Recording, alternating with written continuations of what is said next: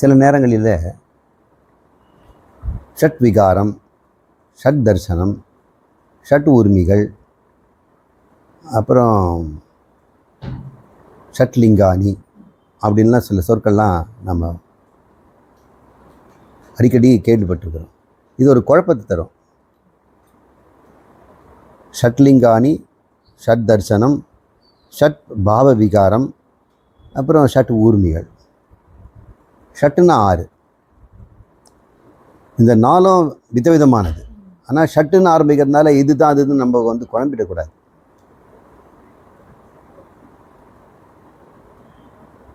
Shut லிங்கானின்றதை பார்ப்போம். லிங்கம்னா அடையாளம். எதை குறிக்குது அது? ஷட்லிங்கானி கேள்விப்பட்டிருக்கீங்களா? கேள்விப்பட்டிருக்கீங்களா? சொல்லியிருக்கிறேன். லிங்கம்னா அடையாளம்.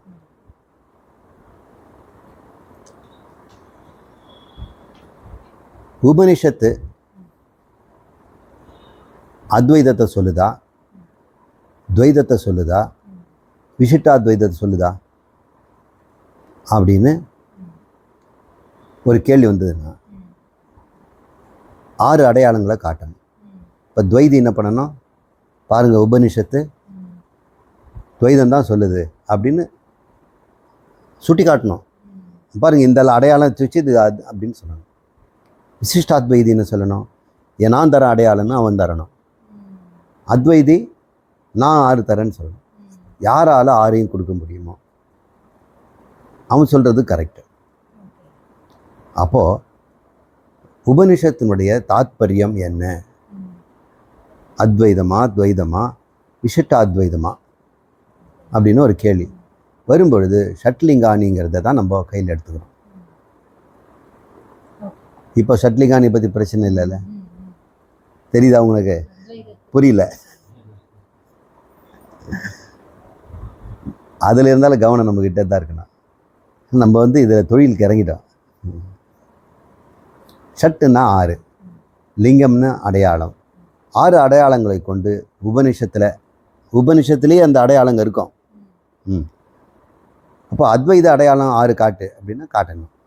துவைதத்துக்கு 6 காட்டுன்னா காட்டணும். 6ன்னா எல்லாமே அதே 6 தான் காட்டணும். இவன் காட்டுறது அவனுக்கு ஒத்து வராது, இவனுக்கு காட்டுறது ஒத்து வராது. அப்போது 6 அடையாளங்களை நம்ம சாஸ்திரம் முன்னாடியே ஒரு வாதத்துக்காக பயன்படுத்தி தான் வச்சுருக்குது. அது என்னதாக இருக்க முடியும்? ஒரு சாஸ்திரம் அத்வைதத்தையோ துவைதத்தையோ அல்லது விசிஷ்டாத்வைதத்தையோ சொல்லுதுன்னா அதை எப்படியெல்லாம் சொன்னாக்கா அதுதான் அப்படின்னு கண்டுபிடிக்கலாம் இல்லையா? இப்போ ஒரு புக் எடுத்துக்கிறோம். இந்த புக்கில் முதல்ல ஒரு சென்டென்ஸ் எடுக்கிறேன். வேதாந்தோ நாம உபனிஷத் பிரமாணம் என்பது தான் இதன் இலக்கணம். சாந்தோக்கிய உபனிஷத்து வேதாந்த நூல் அப்படின்னு இது ஆரம்பிக்குதுங்க. கடைசியில்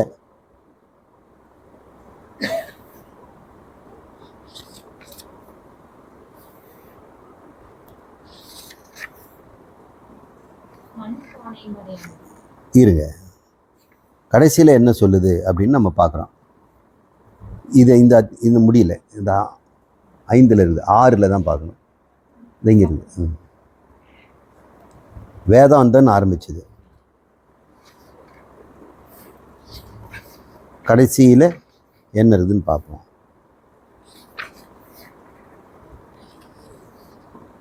பிரம்ம வித்யா எனும் இந்த ஞானம் பிரம்மத்திலிருந்து பிரம்மதேவனுக்கும் ஒரு சாதகன் வாழ்க்கை எப்படி இருக்க வேண்டும் என்று கூறப்பட்டிருக்கிறது அப்படின்னு முடிஞ்சிருக்குது. இது உபசம்ஹாரம், முடிவுரை. முதல்ல வேதாந்தா நாம உபனிஷத் பிரமாணம் அப்படின்னு நம்ம படித்தோம். அது உபக்கிரம், முன்னுரை. இப்போ இது ரெண்டும் என்ன சொல்லுது?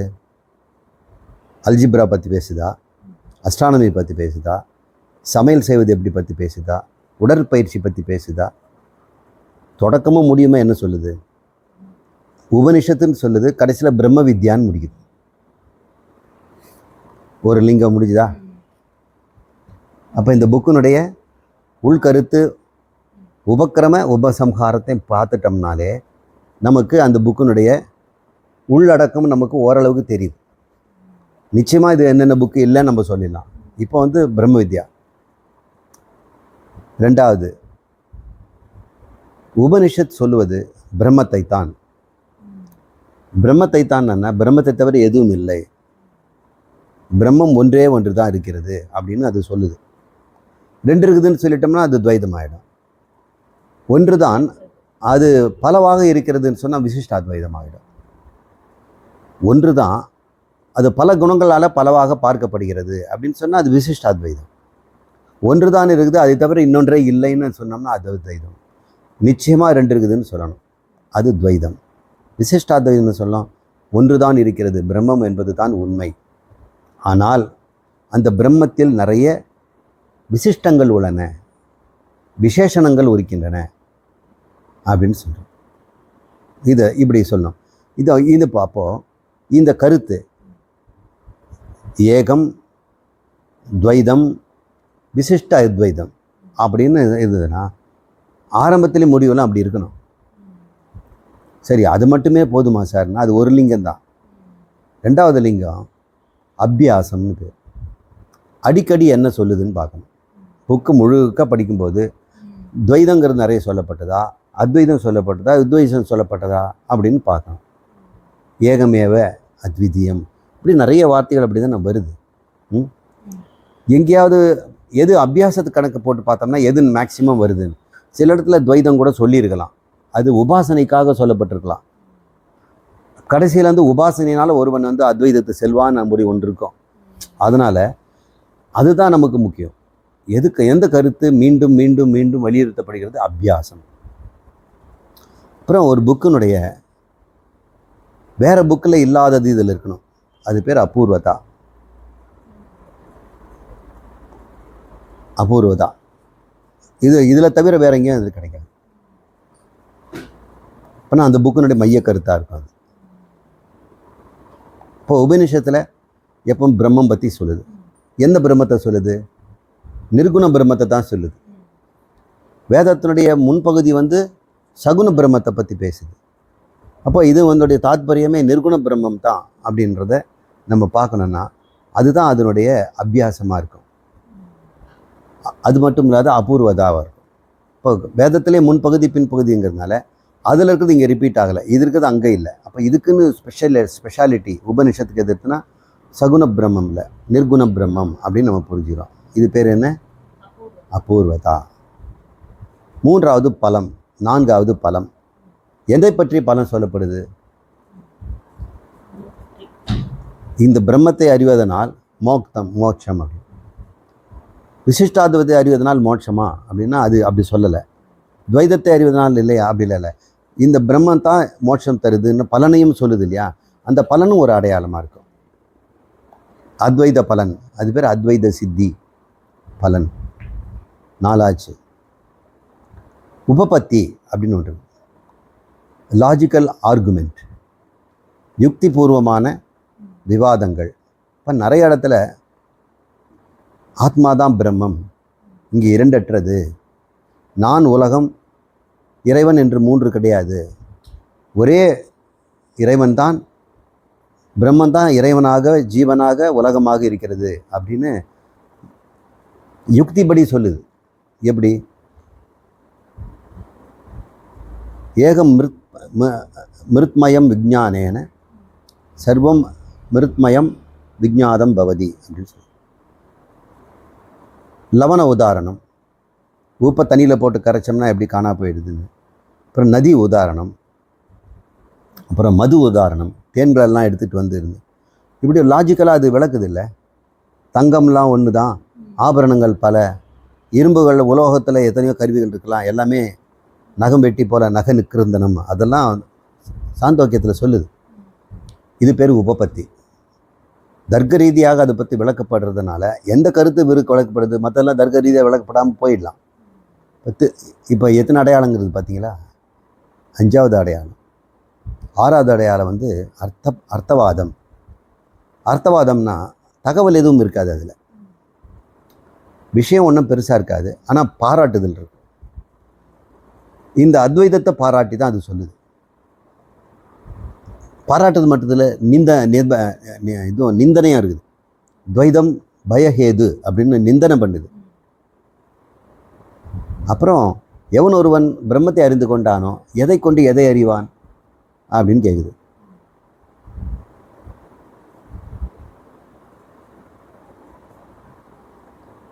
இப்படியெல்லாம் சொல்லும் பொழுது நிந்தனையும் புகழ்ச்சியும், ஸ்துதி நிந்தனா ரெண்டுமே அர்த்தவாதங்கள் தான். அர்த்தம்னா பதில், இது அர்த்தவாதம்னா உண்மையான ஒரு பொருள் இல்லை, ஆனால் புகழ்ச்சிக்காக சொல்லப்படுது அப்படிலாம் சொல்ல. இது பேர் ஷட்லிங்கானி. இதில் சந்தேகம் வருதா? லிங்கானிங்கிறது ஒரு நூலினுடைய மைய கருத்து என்ன என்று கண்டுபிடிப்பதற்கு பண்டிதர்கள் பயன்படுத்துகின்ற முறை. இதுக்கு நமக்கு ஸ்டாக் எக்ஸாம்பிள் சாந்தோக்கிய உபநிஷத்தில் 6வது அத்தியாயத்தில் இந்த 6 லிங்கங்களும் பார்க்கலாம். 6 லிங்கத்தையும் உபக்கிரம உபசம்ஹாரம்னே அவன் சொல்லலாம்.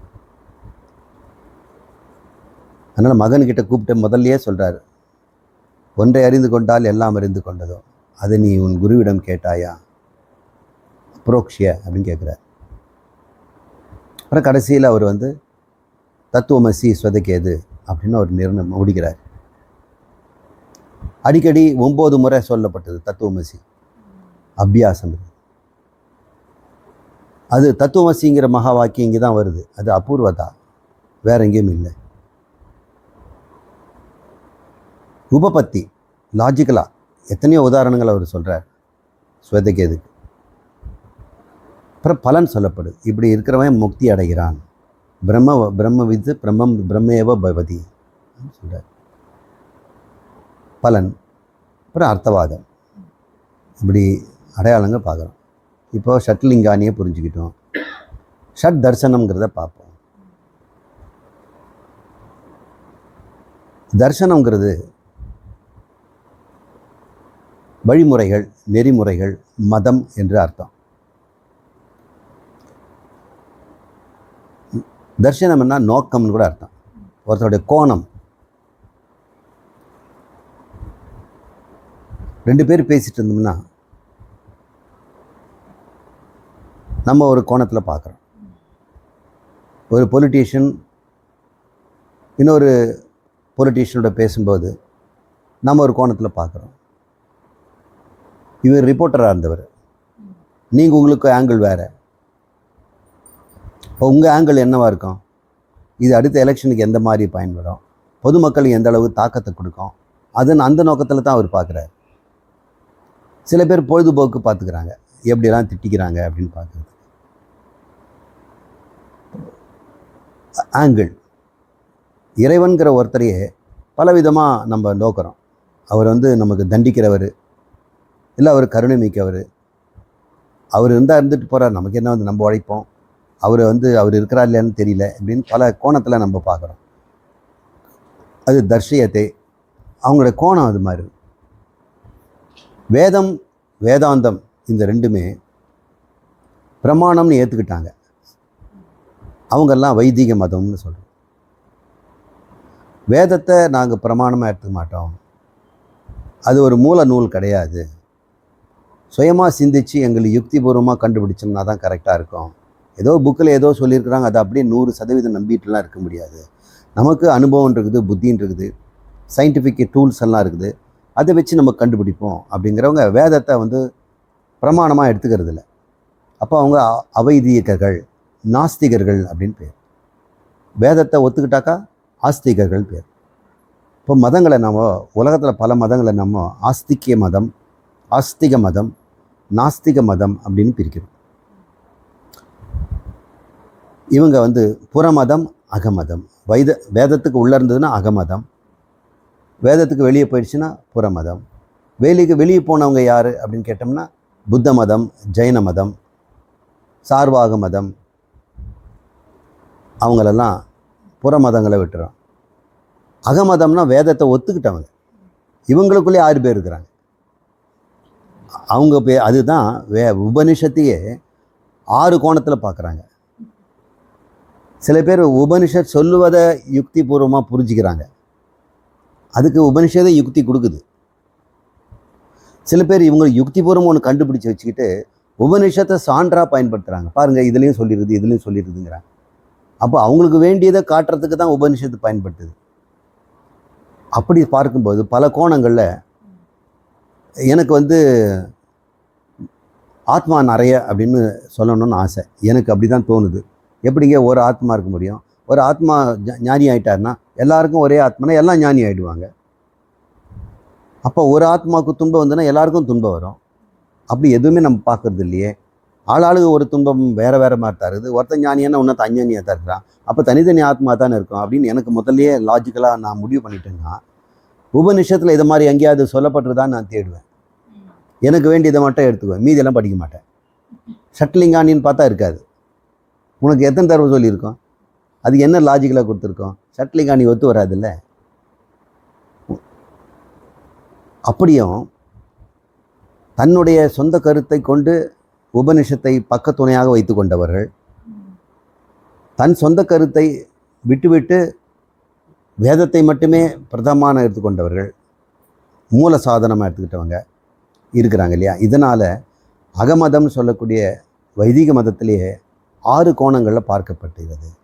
அதை தான் நம்ம பூர்வ மீமாம்சம், உத்தர மீமாம்சம் 2, சாங்கியம் யோகம் 2, வைசேஷிகம் நியாயம் அப்படின்னு இன்னும் 2, மொத்தம் 6. இது பேர் ஷட் தர்ஷனம் அப்படின்னு. இல்லை, அத்வைத வேதாந்தம் மட்டும்தான் ஆத்மா, உபனிஷத், பிரம்மம் அப்படின்னு ஒத்துக்குது. மீதி பேரெல்லாம் பிரகிருதிங்கிறது ஒன்று உண்டு, 2வது சத்தியம் உண்டு அப்படின்னு சொல்கிறான். இப்போ நமக்கு அது வேண்டாம். சரி, இப்போ புற மதம் நான் கண்டுபிடிச்சிட்டோம். அகமதம்னு பார்த்தோம். அகப்புற மதம்னு ஒன்று இருக்குது. இது என்னது? இந்த உபனிஷத்தே பிரமாணம்னு எடுத்துக்கிட்டு அதையே பிரதமாக எடுத்துக்கிட்டு கூட அதிலே 3 விதமான கருத்துக்களை வச்சுக்கிறாங்க. அது துவைதம், விசிஷ்டாத்வைதம், அத்வைதம். இது அத்வைதத்திலே இருக்கக்கூடிய ஒரு உபனிஷத்துக்குள்ளேயே இருக்கக்கூடிய வேறுபாடு. மற்றவங்கெல்லாம் உபனிஷத்துக்கு வெளியே இருந்துட்டு உபனிஷத்தை எடுத்துக்கிட்டவங்க, வெளியே எங்கேயும் போகாமல் உபனிஷத்து மட்டுமே போதும்னு சொல்கிறவங்களே உபனிஷத்துலேருந்தே வந்துக்கிறாங்க. அப்போ உபனிஷத்துக்கு அவங்க என்ன எடுத்துக்கிட்டாங்க? உபனிஷத்துக்கு மூலமாக எழுதப்பட்டது பிரம்மசூத்திரம். ஸோ பிரம்மசூத்திரத்தை வியாசர் கொடுத்த உடனே 3 பேர் பிரம்மசூத்திரத்தை விளக்குறாங்க. அந்த 3 விளக்கங்களும் தான் அத்வைதம், துவைதம், விசிஷ்டாத்வைதமாக மாறிடுச்சு. பிரம்மசூத்திரம் ஒன்று தான். அவர் எழுதுகிற சூத்திரத்துக்கு 3 விதமான ஃபார்முலாவை 3 விதமாக டிரைவ் பண்ணுறாங்க. அதில் அத்வைதத்தை சங்கரர் முன்வைத்தார், அது பாஷ்யம்னு சொல்கிறோம். ஸ்ரீ ராமானுஜர் முன்வைத்தார், அதை ஸ்ரீ பாஷ்யம் அப்படின்னு பெயர். மத்வாச்சாரியாரும் அதை முன்வைத்தார், அது துவைதம்னு பேர். ராமானுஜர் கொடுத்தது விசிஷ்டாத்வைதமாக இருக்குது. இந்த 6ஐயும் நம்ம தர்சனங்களையும் பார்த்து அதில் அத்வைதத்துக்குள்ளேயே இருக்கக்கூடிய, வேதாந்தத்துக்குள்ளேயே இருக்கக்கூடிய தர்சனங்களும் 3ஐயும் நம்ம பார்க்கிட்டோம். இது நம்ம மனனத்துக்காக தேவைப்படுது. மனனத்துக்காக அத்வைதத்துக்கு மிக நெருங்கிய ஸ்பேரிங் பார்ட்னர், மனனம் செய்வதற்கு ரொம்ப முக்கியமான ஒரு பார்ட்னர் யாருன்னா, புற மதத்தில் புத்த மதமும் அகப்புற மதத்தில் விசிஷ்டாத்வைதம் தான். 2மே அத்வைதம் தான். அது விசிஷ்ட அத்வைதம், இது சுத்த அத்வைதம். அதுக்காக நம்ம சொல்ல வேண்டியது, அத்வைதத்துக்கு சுத்த அத்வைதம்லாம் கிடையாது. சில பேர் அப்படி சொல்லுவாங்க. அத்வைதம் விசிஷ்ட அத்வைதம்னா விசிஷ்டர்களுக்கான அத்வைதம். விசிஷ்டர்கள்னா மிகச்சிறந்தவர்கள், அது ஒரு அர்த்தம். இன்னொன்று, இறைவனே விசிஷ்டமாக இருக்கிறார், பல விசேஷணங்களோடு கூடியிருக்கிறார். அத்வைதம்னு சொல்லுது இறைவனுக்கு விசேஷணமே கிடையாது, அவர் சுத்த சைதன்யம் மாத்திரம். இவங்க அப்படி ஒத்துக்கிறது இல்லை. அப்படி எப்பவுமே பிரம்மம் இருந்ததே கிடையாது. சிருஷ்டி இல்லாத போது கூட அது சிருஷ்டியை உள்ளே சூக்ஷ்மமாக வைத்து கொண்டு தான் இருக்குது இல்லையா? பிரம்மத்துக்கு மாயா வேற இல்லை, மாயா அதனுடைய சக்தி. அது வெளிப்படுது, வெளிப்படாமல் இருக்குது. நீங்கள் வெளிப்படுவதும் வெளிப்படாமல் இருக்கின்ற தன்மையை நீங்கள் மித்தியான்னு சொல்கிறாங்க. அதுதான் அத்வைதத்தினுடைய மிக முக்கியமானது. விசிஷ்டாத்வைதம் மித்தியாங்கிற வார்த்தையை பயன்படுத்துறது இல்லை. எதுக்கு நீங்கள் அது மித்தியாங்கிறீங்க? எப்பவுமே பிரம்மம் சக்தி இல்லாமல் இருந்ததே கிடையாது, மித்தியாவுடன் தான் இருக்குது. அது மித்தியான்னு நீங்கள் சொல்லணும், அது பிரம்மம்னு தான் சொல்லணும். பிரம்மம் எப்பொழுதுமே குணங்களோடு தான் கூடியிருக்கு. இந்த சக்தி இருக்குது, அது முக்குணங்களுடைய தானே. முக்குணம் கூட இருக்குங்களா, சகுண பிரம்மம் தான் இருக்கிறது. நிர்குண பிரம்மம் என்று நீங்கள் வந்து கருத்தாக தான் வச்சுக்க முடியுமே தவிர பிரம்மமே எப்பொழுதும் நிர்குணமாக இருந்ததில்லை, சகுனமாக தான் இருக்குது. குண விசிஷ்ட அப்படின்னு அர்த்தம். இப்போ குண விசிஷ்ட, கல்யாண குண விசிஷ்ட அப்படி பிரம்மம் இருப்பதனால நமக்கு பிரம்மம்னு தெரிஞ்சதெல்லாம் அது ஒரு தான் உண்மையான பிரம்மம். என்ன பிரம்மம்? சகுண பிரம்மம். நிர்குண பிரம்மம் உண்மைன்னா குணங்களை நம்ம மித்தியான்னு சொல்லணும். நம்ம நிர்குண பிரம்மத்தை விட்டுட்டு சகுண பிரம்மம் தான் இருக்குதுன்னு சொன்னோம்னா மித்தியாங்கிற வார்த்தை தேவையில்லை, அதுவே சத்தியமாயிடுது. அப்போது குணங்களை சத்தியப்படுத்திடுறார். எதுக்காக அப்படி செய்தார் அப்படின்னா அது நியாயமாக தான் இருக்குது, அது அநியாயமானதெல்லாம் ஒன்றும் இல்லை. அதுவும் அத்வைதம் தான். நாம் சகுணம் நிர்குணம்னு எடுத்துக்கிறோம். மோட்சத்தை என்னன்னு நம்ம சொல்கிறோம்? சகுனத்திலேருந்து நிர்குணத்துக்கு போகிறதுன்றது இல்லை. சகுனம் வந்து மித்தியா, எனவே உள்ளது நிர்குணம். நான் சகுனமாக இருக்கும் பொழுது என் பெயர் அகங்காரி, நிர்குணமாக இருக்கும் பொழுது நானே ஆத்மா அப்படின்னு சொல்கிறேன். அப்போ அகங்காரியை மித்தியான்னு சொல்லலாமா, சத்தியம்னு சொல்லலாமா? அகங்காரி தான் இருக்குது, அதுதான் சத்தியம். இதே அகங்காரி தான் அங்கே நாராயணனாக இருக்கிறார். ஆனால் அவருக்கு கல்யாண குணங்களோடு கூடியவர், நம்ம அற்ப குணங்களோடு கூடியிருக்கிறோம். இப்போ நான் அற்பத்தனத்தை விட்டுட்டோம்னா நாமளும் அவரோட சமம் ஆயிடுவோம். அவரும் சகுனம், நாமும் சகுனம், நம்ம நிர்குணமாக மாறுவதில்லை அப்படின்னு மோட்சத்தை வைஷ்ணவிஸ்ட்டு இப்படி பண்ணுறாங்க. இந்த விசிஷ்டாத்வைதமே ரெண்டாக பிரிஞ்சிடுச்சு. வைஷ்ணவிசம் சைவிசம்னு மாறிடுச்சு. சைவர்கள் அதை சைவ சித்தாந்தம் அப்படின்னு சொல்கிறாங்க, இது வந்து வைஷ்ணவங்கிறாங்க. அது வந்து ஸ்ரீகண்டருங்கிறவர் சைவத்தை உண்டாக்கிட்டார், பதி பசு பாசம் அப்படிங்கிறத பண்ணிட்டார். இவங்களது என்ன அப்படின்னு சுருக்கமாக இன்றைக்கி பார்த்துருவோம். வைஷ்ணவசத்தில் இந்த பரமேஷ்டி ஸ்ரீமன் நாராயணன், அவர் பாபத்தெல்லாம் போகிறதுனால அவர் ஹரி, அவர் தான் பரமாத்மா, அவர் தான் ஈஸ்வரன். அவரிடம் ரெண்டு சக்தி இருக்கிறது, சித் சக்தி, அச்சித் சக்தி. அந்த ரெண்டு சக்தியாக அவர் வெளிப்பட்டார்னா, ஸ்தூலமாக வெளிப்பட்டார்னா அது ஒரு நிலை. அவருடைய உண்மையான தன்மை என்ன? சூக்ஷ்மமாக இந்த சித் சக்தியும் அச்சித் சக்தியும் வச்சிருப்பார். அப்போ ரெண்டு தன்மை அவர்கிட்ட இருக்குது, ஸ்தூலமாகவும் இருப்பார், சூக்ஷ்மமாகவும் இருப்பார். இதை விட்டுட்டு இருப்பாரான்னா இல்லை. பரமேஸ்வரன் எப்பொழுதுமே இந்த ரெண்டு சக்திகளோடு இருப்பார். ஈஸ்வர சக்தி, அந்த ஈஸ்வர சக்தி ரெண்டாக சித் சக்தி, அச்சித் சக்தி ரெண்டு. அது சூக்ஷ்மத்திலேருந்து ஸ்தூலமாக வெளிப்பட்டதுன்னா இந்த பிரபஞ்சம் வெளிப்படாத நிலையில் அவர்கிட்ட இருக்கும். இந்த சித் சக்தி தான் ஜீவர்களாக இருக்கிறார்கள். அச்சித் சக்தி தான் அவருடைய ஸ்தூல சரீரமாகவும் பிரபஞ்சமாகவும் இருக்கிறது. சூக்ஷ்மமாக இருக்கும் பொழுது சித் சக்தி எப்படி இருக்கும்? ஜீவனாக இருக்கும். அச்சித் சக்தி என்னவாக இருக்கும்? சரீரங்களெல்லாம் அவ்யக்தமாக மறைஞ்சிருக்கும். என்னென்ன சரீரங்கிறத ஒரு ஃபார்முலா மாதிரி வச்சுருக்கிறார். யார் யார் இறந்தாங்க, போன பிரகாரத்தில் இருந்தாலும் அவங்களுடைய கணக்கை வச்சுருக்கிறார். இப்போ அச்சித் சக்தியும் அவரிடம் இருக்கிறது, சித் சக்தியாக ஜீவர்கள் இருக்கிறாங்க. இந்த ரெண்டையும் கொண்டவர் நாராயணன், வாசுதேவன், பரமாத்மா, அது பிரம்மம். என்ன அந்த சக்தியோடு கூடியிருப்பதுனால அவர் சகுனம் தான் நம்ம சொல்லணும்.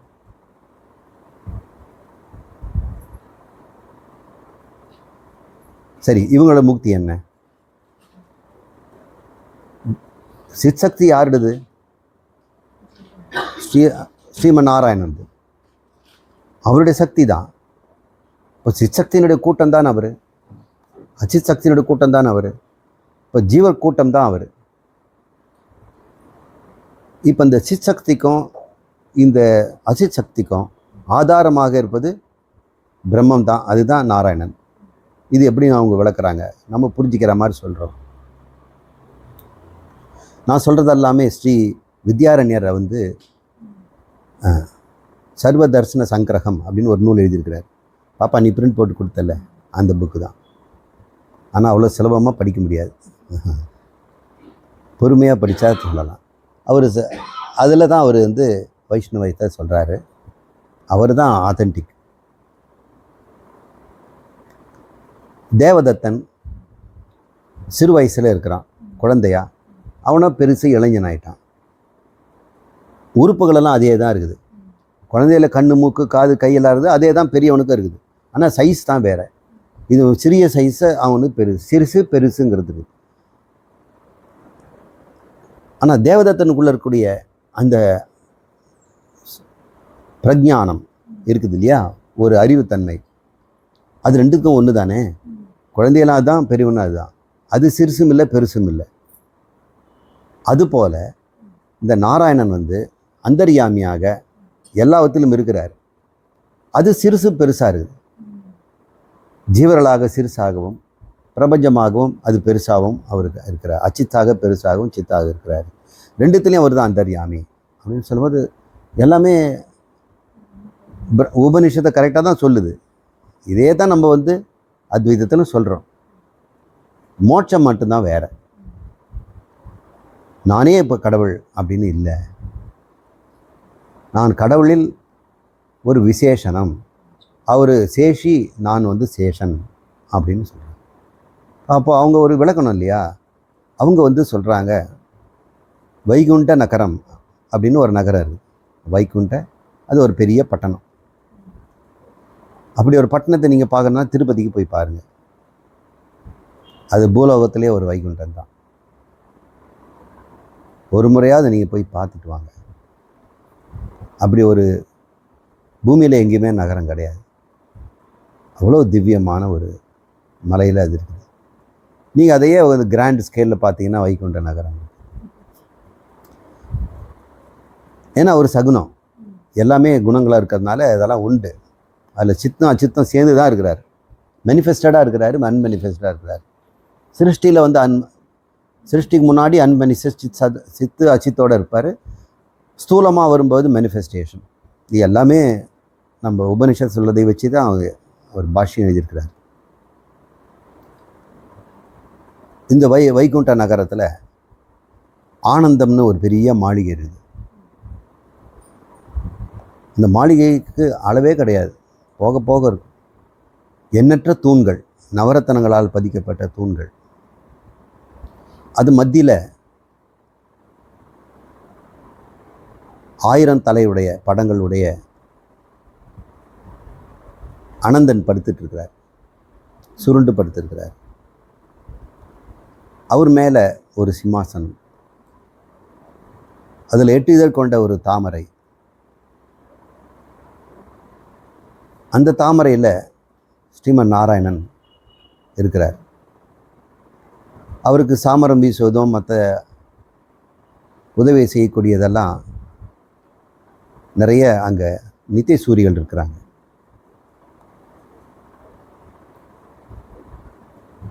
இந்த இடத்த போய் நம்ம அடைஞ்சோம்னா அவருடைய சன்னிதானத்தில் நம்ம வாழ்வது தான் முக்தி. ஒரு ஜீவன் இந்த வைகுண்ட நகரத்தை போய் அடைவான். அவனுக்கு அங்கே மூப்பு கிடையாது, மரணமும் கிடையாது. நமக்கு இங்கே பிரச்சனையே மூப்பும் மரணம்தான்.